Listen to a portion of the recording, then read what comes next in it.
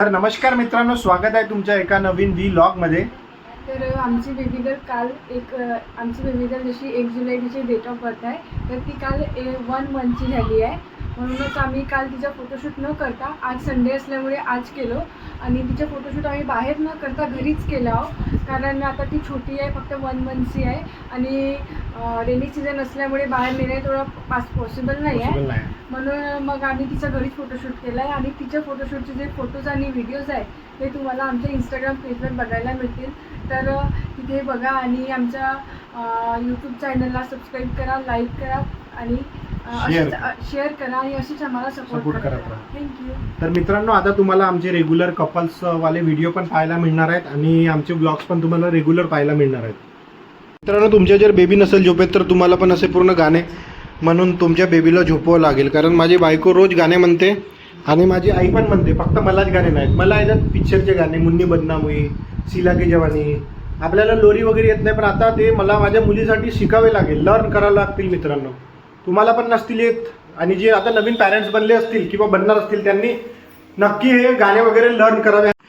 तर नमस्कार मित्रांनो, आज मी बनवत आहे संडे स्पेशल चिकनची भाजी।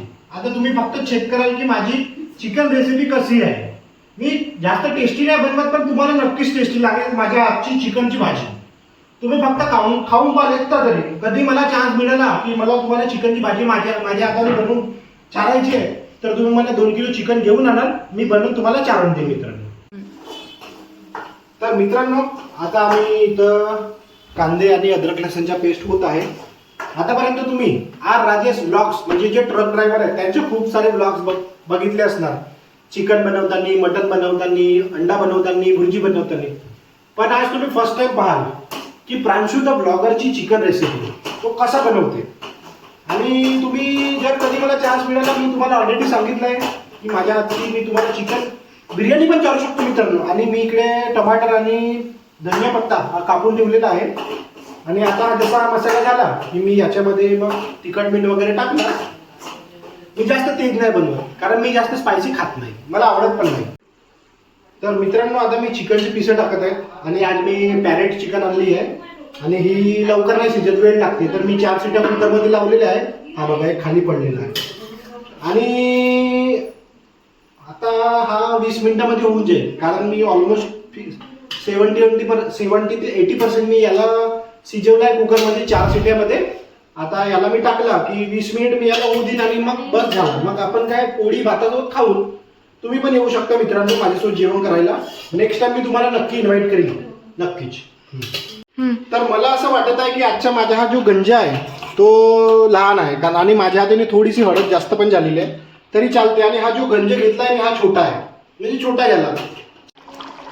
तर माझी भाजी बनलेली आहे, बस 5 मिनिट मध्ये आपली भाजी रेडी होते आणि थोडीशी हळद जास्त झाली, पण चालते मित्रांनो, आपण चालून घेतो।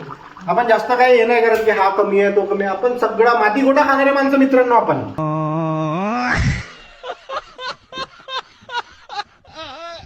वगैरे सर्व झालेलं आहे आणि मी बस आता जेवण करायसाठी बसलेलो आहोत। थोडा ओपॅसिटी कमी करून घेतो। तर भाजी वगैरे चांगली दिसत आहे मित्रांनो, साधा जेवण असतो आपला, जास्त काही आपण जास्त ताट सजवत नाही, जो आहे तो रियालिटी दाखवतो मित्रांनो। तर फायनली आज आमच्या घराजवळचा रोड बनलेला आहे। इतका स्लोप आम्हाला त्यांनी आज बनवून दिला आहे, पूर्णपणे चांगल्याने रोड बनलेला आहे आणि ते आम्हाला थोडा उलटपालट बोलले होते, त्यांच्यासाठी पण त्यांनी आम्हाला माफी मागितली आहे मित्र। तर आजचा ब्लॉग मी इथेच एंड करतो।